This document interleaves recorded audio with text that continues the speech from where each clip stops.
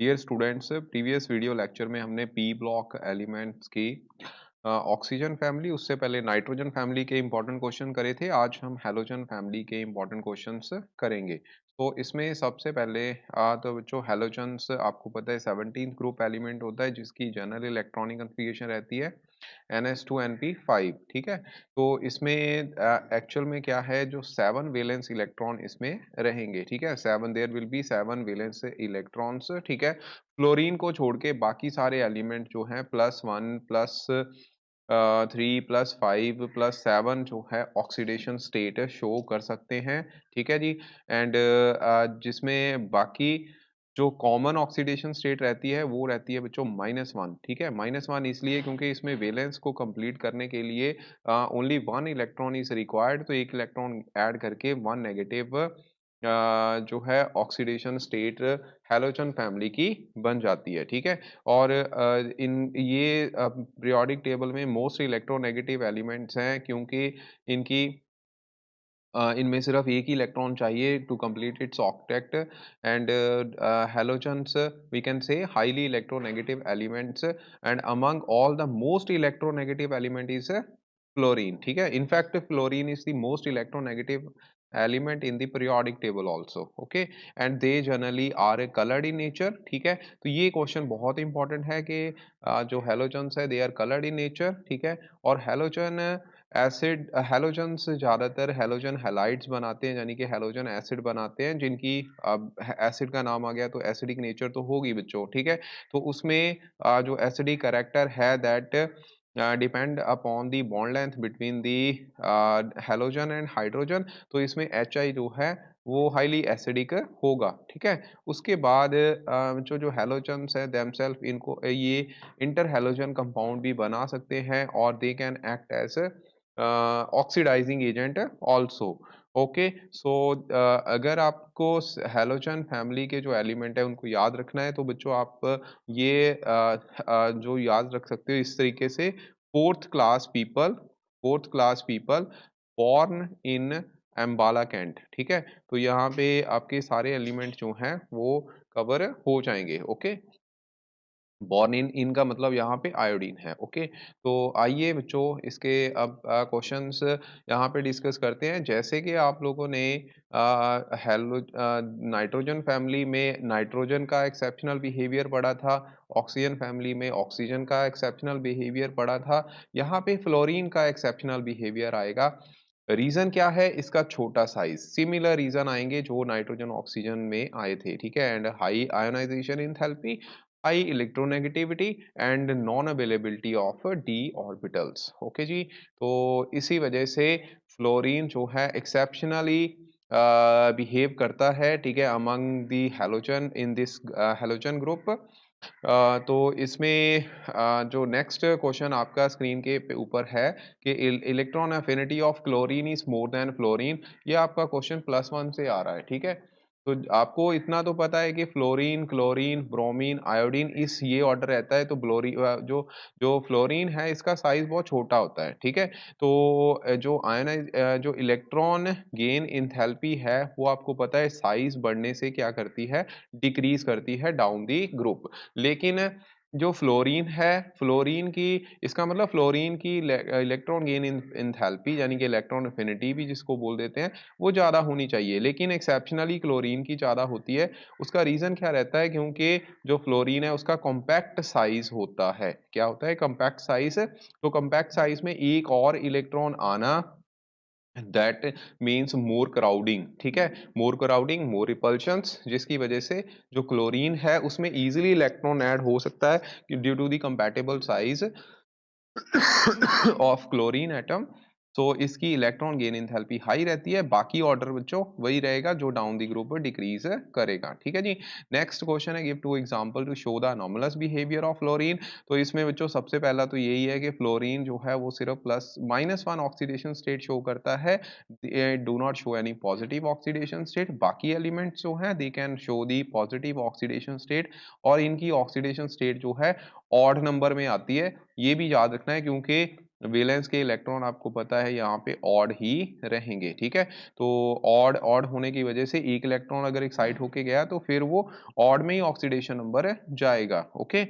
Maximum oxidation जो maximum कोवलेंसी है fluorine की वो 1 होती है। रीजन क्या है? क्योंकि इसके पास d ऑर्बिटल तो है नहीं, तो d ऑर्बिटल नहीं है तो it can not expand it's valence, okay. On the other hand बाकी एलिमेंट्स जो है they can expand it's coordination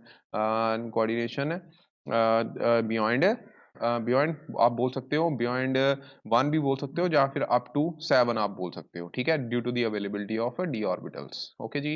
next very important question के हैलोजन्स जो हैं वो कलर्ड होते हैं। कलर्ड इसलिए हैं बच्चों, यहाँ पे जो हैलोजन्स हैं वो रेडिएशन को एब्जॉर्ब करते हैं इन द विजिबल रीजन, जिसकी वजह से बच्चों excitation of the outer electron takes place to the higher level, और absorb by absorbing the quanta of radiations they display different colors, ठीक है।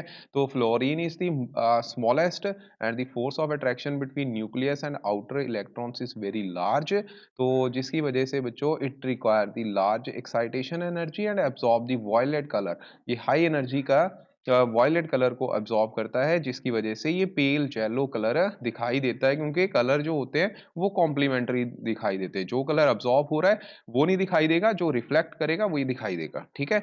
तो मतलब वहां पे फिर वो कॉम्प्लीमेंट्री कलर उसका जो वॉयलेट है उसका येलो होता है, तो येलो दिखाई देता है। आयोडीन जो है इसकी एक्साइटेशन एनर्जी कम होती है और ये येलो कलर को अब्सॉर्ब करता है, ठीक है। And it appears to be dark violet, उसका ऑपोजिट हो गया, ठीक है जी। तो we can explain the greenish colour, greenish yellow colour of the chlorine and reddish brown colour of the iodine, okay जी।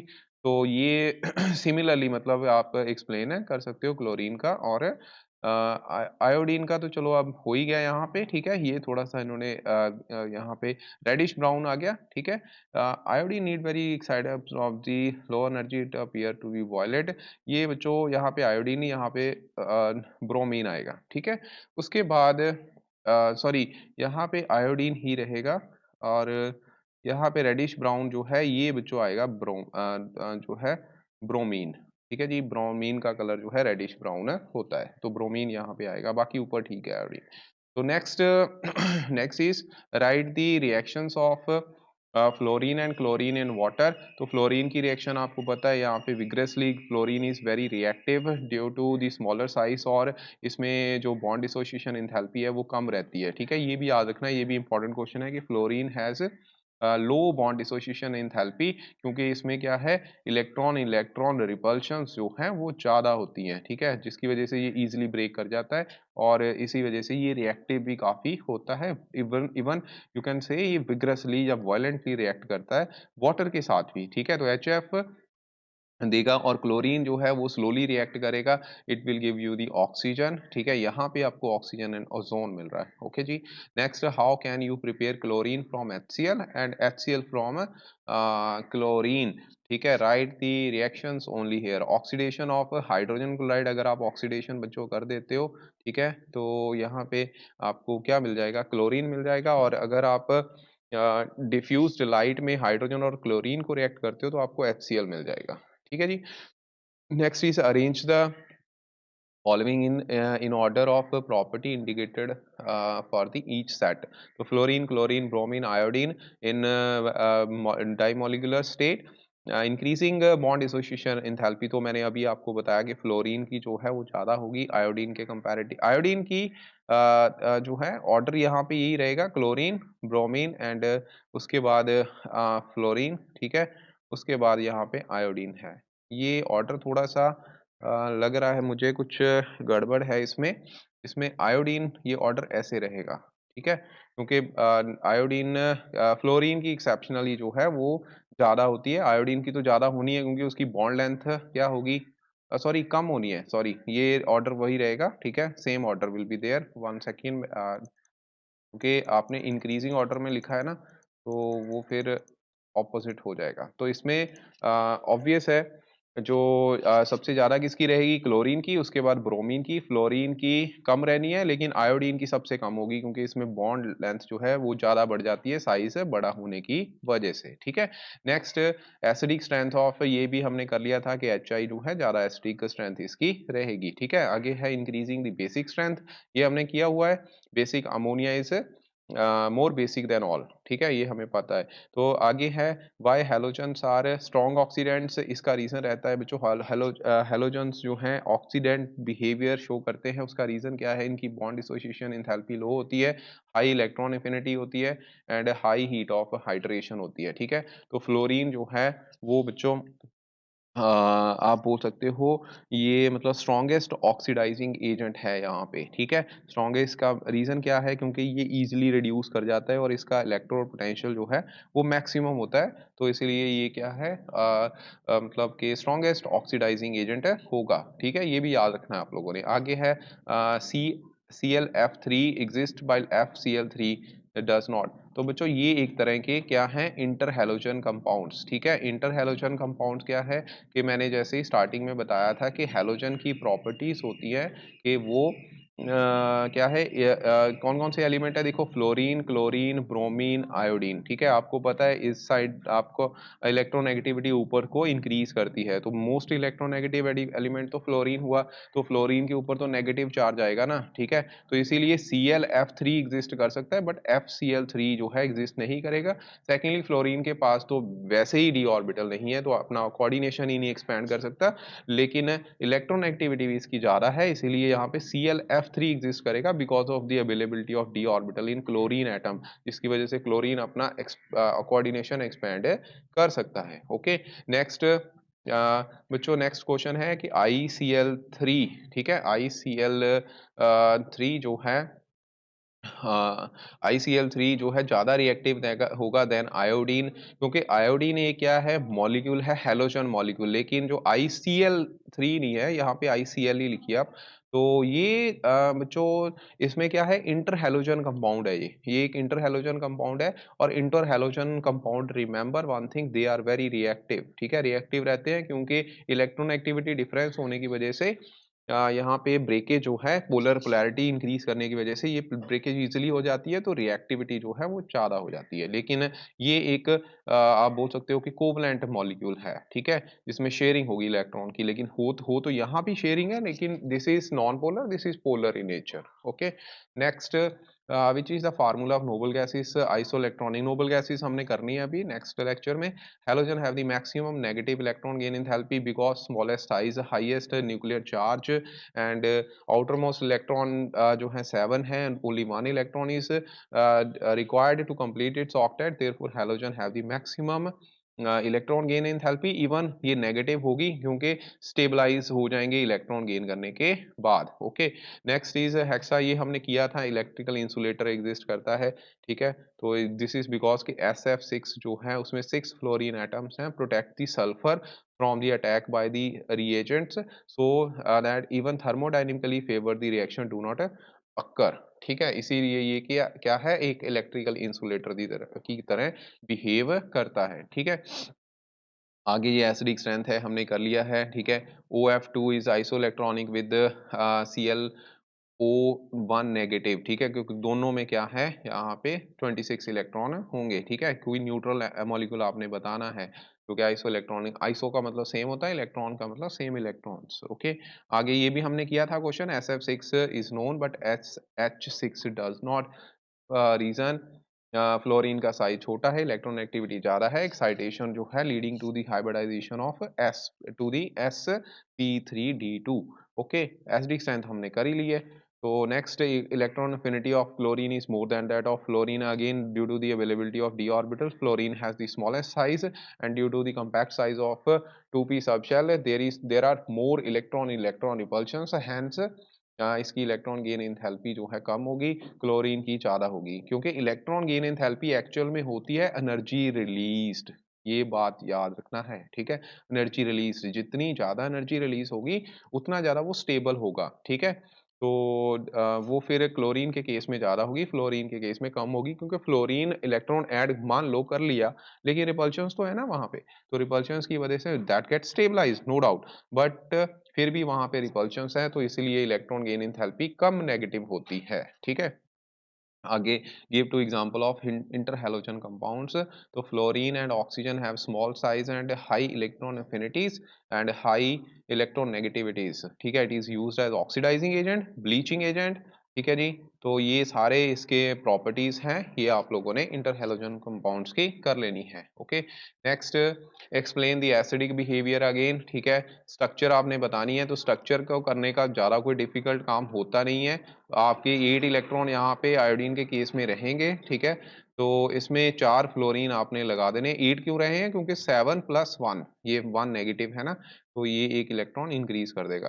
तो 2 लोन पेयर आ गए, 4 यहाँ पे बॉन्ड पेयर बन गए, तो स्क्वायर प्लेनर इसकी ज्योमेट्री आ गई। ठीक है, आगे inter halogen compounds are more reactive. ठीक है, reason more polar, weak and weaker in inter halogen compounds as compare to the halogens. ठीक है, जो बॉन्ड्स हैं वो पोलर होते हैं और वीकर होते हैं। IF6 की ज्योमेट्री जो आप कर ही लोगे, sp2 कैसे करनी है, 1 2 3 4 5 6 7। ठीक है, फ्लोरीन फ्लोरीन फ्लोरीन फ्लोरीन। ठीक है, 5 फ्लोरीन लगा दिए, एक लोन पेयर बचा यहाँ। एक एलिमेंट, एक जो आयोडीन है, सॉरी फ्लोरीन है, वो और आएगी। ओके, नेक्स्ट बच्चों ClF3 की स्ट्रक्चर है, टी शेप रहती है। ठीक है, क्लोरीन 1 2 3 4 5 6 7। ठीक है, फ्लोरीन फ्लोरीन फ्लोरीन, तो लोन पेयर कितने बचे? 2। उनको आपने ज्योमेट्री क्या बनी? sp3d। ठीक है, तो sp3d हाइब्रिडाइजेशन है। ज्योमेट्री इसकी ट्राइगोनल बाइपिरामिडल होगी, जिसमें जो 2 लोन पेयर आपने 120 डिग्री पे लिख देने हैं, ताकि इसकी ज्यादा स्टेबिलिटी और रिपल्शंस वहां पे कम हो। ठीक है, अगर आप 90 पे करते हो, रिपल्शंस ज्यादा रहती हैं। ठीक है, 120 पे ये स्टेबलाइज हो जाते हैं प्लेनर स्ट्रक्चर, प्लेनर एरिया में। ओके, तो टी शेप स्ट्रक्चर रहेगी। Okay, next fluorine is strongest oxidizing agent, ये हमने कर लिया। Structure of oxo acid and acidic behaviour. देखिए ऑक्सो एसिड्स कौन से होंगे इसमें?